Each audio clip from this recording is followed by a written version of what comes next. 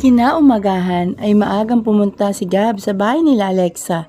Maaga kasi ang alis ni David at ng bus na sasakyan nito pabalik ng Maynila. Matapos may sakay ang mga iuwi nito ay nagpaalam na sa mga kapatid ni Alexa at sa ina nito. Dala-dala ang mga masasayang alaala sa lugar kung saan bagong tahanan na ni Alexa ay umalis na siya. Mahirap man na iwan niya ang mga ito'y pero kinakailangan. Oh, ikaw nang bahala sa kanila pare ha. Wika niya kay Gab bago siya sumakay ng bus. Oo pare, huwag kang mag-alala. Ako nang bahala sa kanila at sa kaibigan mo, sagot naman ni Gab. Lalong-lalo na dyan pare. Pagbalik ko dito ay may baby na kayo ni Alexa. May junior na kayo, biro pa nito. Ikaw talaga. Aalis ka na nga lang, babanat ka pa eh. Singhal naman ni Alexa.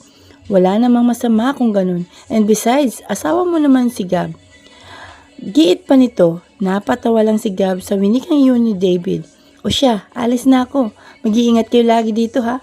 Paalam niya at saka niyakap si Alexa at kinamayan si Gab saka sumakay na sa bus. Pagkaalis ng bus na sinasakyan ni David ay agad ding umalis ang dalawa. Dumiretso sila sa opisina ni Gab para formal nang ipakilala ito sa mga empleyado niya at para sa pagpapakilala sa kanya bilang head ng production team nila. Mainit ang pagtanggap ng mga tao kay Alexa. Halos lahat ay binabati siya at halos lahat ng kababaihan ay naiinggit sa kanya, ngunit masaya din. Sa dami kasi ng babaeng nagkagusto kay Gab ay siya ang napili nito. Matapos may pakilala siya, idiniretso na siya sa kanyang bago opisina. Katapat lang ng opisina ni Gab. Medyo malaki din ito dahil may sariling maliit na sala at banyo sa loob.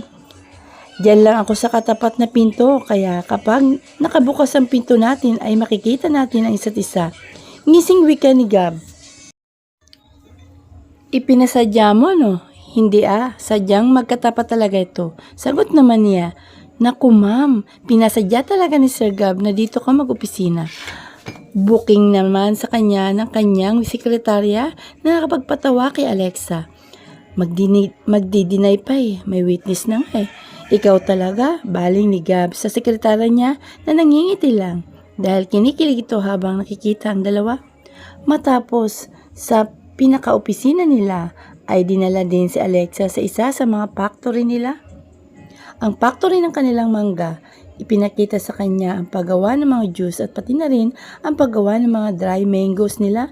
Malawak ang plantang yon dahil umuuko pa sa dalawang magkahiwalay na pagawaan. Isang welcome party ang binuo ng mga empleyado ni Gab para kay Alexa. Malugod din siya lang nag-attend ng dalawa dito. Isinama pa nila si Raymond para makipagsayahan sa kanila. Pagdating nila sa party ay marami ng tao. Halos lahat ng kanilang mga empleyado, mataas o mababa man ang posisyon ay nandun. Salamat po sir, ma'am, pinaunlakan ninyo ang aming imbitasyon. Siyempre naman, hindi kami ayaw dito. Saka, isinama pala namin ang kaibigan namin na si Raymond. I guess you already knew him. Pakilala ni Gab. Yes sir, siya po ang supplier ng mga gamit natin sa mga factories natin, sagot naman ito. Well sir, just enjoy your night here. Pagtatapos niya, nagkasama silang tatlo sa isang mesa ngunit biglang niyaya ng mga babae. Si Alexa at ang dalawang lalaki ay napabilang sa mga lalaki din. Nag-inuman at sayahan lang sila doon. Hindi nila namalayang tatlo ang oras at pati ang dami ng nainom. Mag-alas 12 na ng hating gabi nang mapansin ni Gab ang oras. Pare, gabi na pala. Baka kailangan na nating umuwi. Wika ni Gab kay Raymond. Sige pare, magpaalam na tayo sa kanila. Sang-ayon naman ng isa. Nang makapagpaalam ay pinuntahan si Alexa. Medyo naparami na ata ang inom nito dahil napansin nila na hindi na niya makontrol ang sarili. Excuse me ladies, kailangan na naming umuwi ng asawa ko. Maraming salamat ha, wika ni Gab sa kanila. Sige po sir, Sir Gab, maraming salamat din sa pagpunta, sagot naman ng mga kababaihan. Dahil sa iisang sasakyan lang ang dala nila, ay una nilang inatid si Raymond, saka sila umuwing dalawa. Inalalayan ni Gab si Alexa pag-akyat dahil nahihilo na daw ito. Nang nakaakyat sila ay umupo si Alexa sa kama. Tinangkang buksan ang zipper ng kanyang damit sa likod bago pumasok sa banyo, pero nag-stuck ito. Gab, patulong naman oh, sabi niya kay Gab na nagtatanggal naman ng sapatos. Bakit? Hindi ko matanggal ang zipper ng damit ko eh. Na-stuck ata, sagot naman niya. Dahan-dahan na lumapit si Gab sa kanya. Sa nararamdamang hilo ni Alexa ay medyo hirap na itong tumayo. Pagtayo niya mula sa kama ay muntikan na siyang masubsubuti na lamang ay nasalo siya ni Gab. Napayakap sila sa isa't isa at nagdaiti ang kanilang mga katawan. Dahil sa hilo ni Alexa at sa nainom ay hindi na niya kayang kontrolin ang kanyang pagtayo, kaya naman napasubsob siya kay Gab habang nagpapatulong ito na tanggalin ang zipper sa kanyang damit. Napayakap sila ngayon sa isa't isa and it feels awkward. To Alexa, wag na lang, matutulog na lang ako na ganito. Agad niyang tanggi pagkahiwalay niya sa pagkakayakap kay Gab. Hindi, akin na. Alam nga naman na matutulog ka na nakabistida. Alok naman ni Gab, saka pinihit siya patalikod sa kanya. Naging awkward ang pangyayaring yun kay Alexa, ngunit ayaw na niya ipahalata kay Gab, ngunit ang hindi niya alam ay ganon din ang nararamdaman ng lalaki. Dahan-dahan na binubuksan ni Gab ang zipper na naka-stuck sa damit ni Alexa. Nang mapakawalan niya ito ay dahan-dahan niyang ibinaba ito. Tumambad sa kanyang likod ni Alexa. Hindi niya alam pero nakaramdam siya ng init sa katawan habang pinagmamasdan ang hubad na likod ni Alexa. Nakaramdam siya ng pagnanasa at init dahil na rin sa kanyang nainom. Walang sabi-sabi na niyakpos niya ang kanyang mga kamay sa bewang ni Alexa at dumaiti ang kanyang katawan sa likod ng asawa. Gab, anong ginagawa mo? Mahinahong tanong ni Alexa na nararamdaman din ang init ng hininga ni Gab sa kanyang balat. Hindi sumagot si Gab, bagkus ay dahan-dahan niyang idinampi ang kanyang mga labi sa liig nito. Napasinghap si Alexa sa ginawa ni Gab. Hindi rin niya maintindihan ang kanyang nararamdaman sa mga oras na yun. Gusto man niyang magprotesta, ngunit mas malakas ang silakbo ng tawag ng laman at ang pagmamahal niya dito. Paulit-ulit na hinagka ni Gab ang liig ni Alexa pataas sa puno ng kanyang tenga. Napapikit siya sa sensasyong kanyang nararamdaman. Sabi ng isip niya ay huwag, pero sabi naman ng kanyang damdamin ay sige lang. Ngayon ay nararamdaman na niya ang mga kamay ni Gab. His hands caress her body that makes her want more than herself can't even think what is really happening and what is the consequences after this. The second rule in the contract is now being broken by the two of them. Dahan-dahan na pinihit siya ni Gab harap sa kanya. Kinulong ni Gab ang mukha niya sa mga palad nito. I love you, Alexa. Sambit niya habang puno ng pagmamahal na tinitigan niya ito. I will not deny. I love you too, Gab. Sagot naman ni Alexa at napapikit siya sa unti-unting pagdampi ng labi ni Gab sa mga labi niya. Padampi ang paglalapat ng kanilang mga labi hanggang sa lumalim ng lumalim. His tongue finds hers and they let them play in each other's mouth para silang nananabik sa isa't isa. Every touch and kiss they shared gave them an explainable feeling that create moans. They help each other undress to feel one another's body. Ito ang first time ni Alexa and Gab. Make sure na magiging gently siya dito. Bawat halik at haplos, pagdadaiti ng kanilang katawan ay isang sensasyon na nagpapatayo ng bawat balahibo nila. It's more unstoppable when Gab enters her body. Nung una ay para siyang mamamatay sa sakit, ngunit ang sakit na yun ay napalitan ng sarap. Sarap na lalo niyang nararamdaman ng paulit-ulit siyang pasukin ni Gab hanggang sa marating nila parehas ang sukdulan ng kanilang pagniniig. Agaw ni hiningang humiga si Gab sa tabi ni Alexa. Pagkatapos, parang nawala ang epekto ng alak sa katawan nila ng mga oras na yun. Niyakap ni Gab si Alexa, saka ito hinalikan sa kanyang noo. Kinaumagahan, unang gumising si Alexa. Nakayakap pa kay Gab. Nagtaka siya kung bakit magkatabi na silang natulog at magkayakap pa. Unti-unting bumalik ang alaala niya tungkol sa nangyari kagabi. Napapikit siya nang maalala lahat ang nangyari. Gab, gising niya sa isa. Sagot naman ni Gab na nakapikit pa ang mata.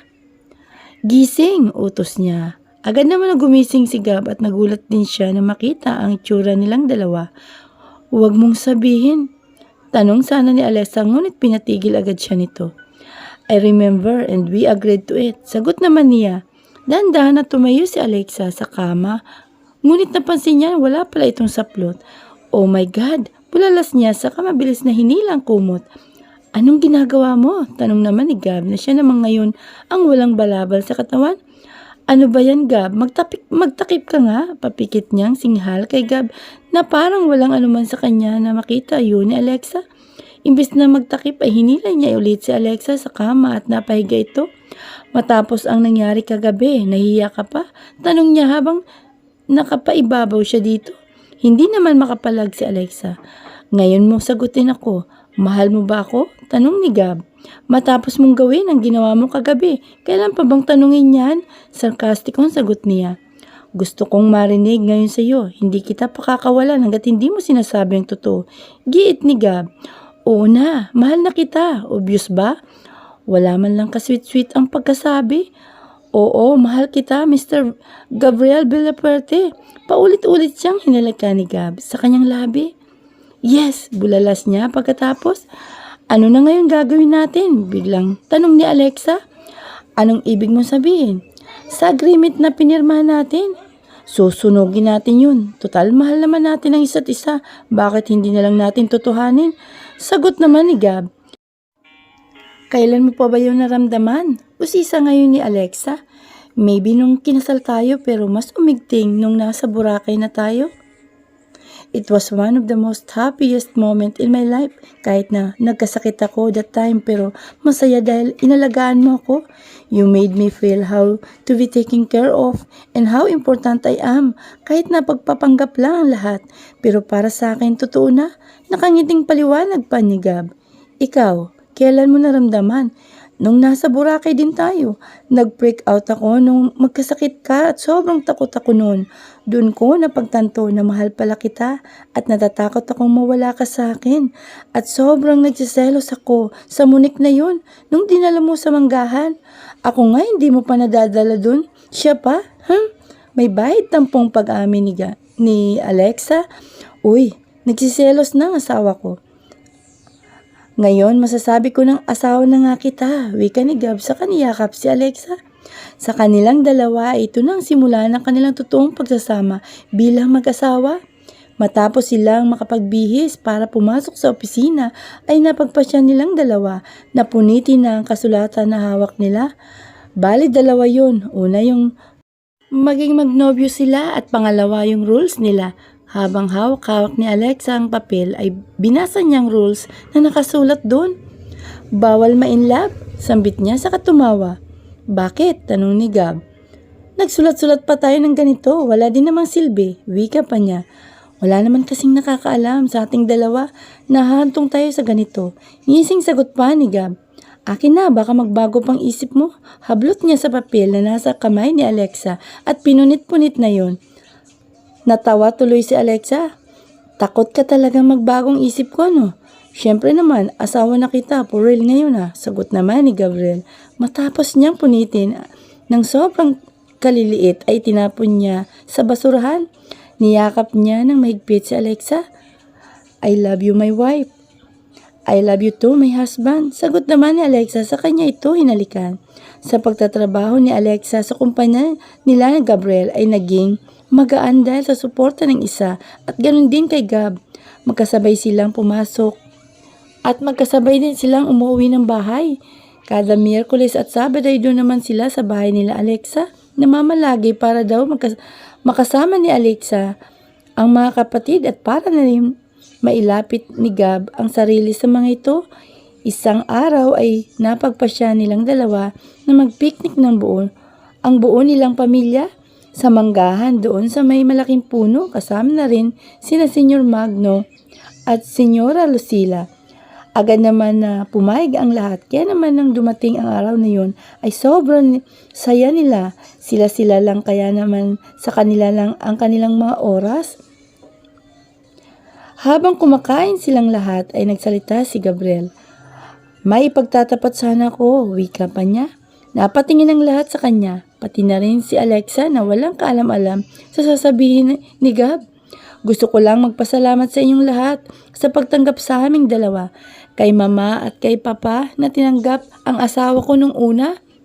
Nung una pa lang at sa mama ni Alexa na mama ko na rin.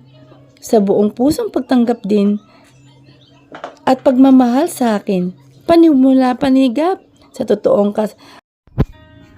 Ang totoo kasi, nung una ay pawang pagpapanggap lang ang ginawa ko. Ma, pa, ang kasal namin ni Alexa ay pagpapanggap lamang.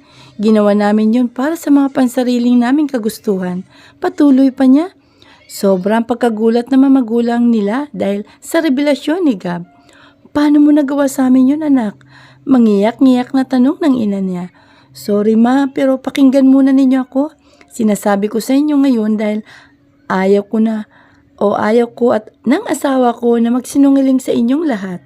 Nung una, ang plano ay maghihiwalay din kami. Alam kong hindi ka panipaniwala ito, ngunit sa pagsasama namin ay natutunan ko siyang mahalin. Patuloy pa niya. Mahal ko na siya at gusto kong maging makatotohanan na ang pagiging mag-asawa namin. Totoo ba ito, anak? Tanong naman ang ina ni Alexa sa anak. Opo ma, mahal ko po siya. Hindi ko po akalain na sasabihin pa niya ang tungkol dito ma, pero maigi na rin para wala kaming dadalhin sa konsensya namin. Sagot naman ni Alexa. Biglang tumayo ang ama ni Gabriel sa kanyang upuan. Biglang tumayo si Senyor Magno sa kinaupuan. Akala noon ni Gabriel ay magagalit ito dahil sa kanilang ginawa. Kung nagawa mo naman sa amin yan, anak, ay mapapatawad ka namin dahil anak ka namin at naniniwala kami sa iyo. Kung masaya kayo ngayon, ay wala kaming karapatan na pigilan kayong dalawa. Kung totoong nagmamahalan kayo, wika pa nito. Nilapitan ni Gabriel ang ama sa ito niyakap. Salamat pa. Salamat din sa pagtatapat, iho. Hindi pa rin magbabago ang lahat. Ikaw pa rin ang hahawak sa lahat ng mayroon tayo. Kita mo nung naisali na namin sa iyo ang lahat, ay hindi na ako ginugulo ng mga kapatid ko. Masayang wika pa ng matanda. Ang ina naman ni Alexa ang hindi makaimik sa lahat ng mga pinagtapat nila. Marami itong tanong na gusto itanong sa anak.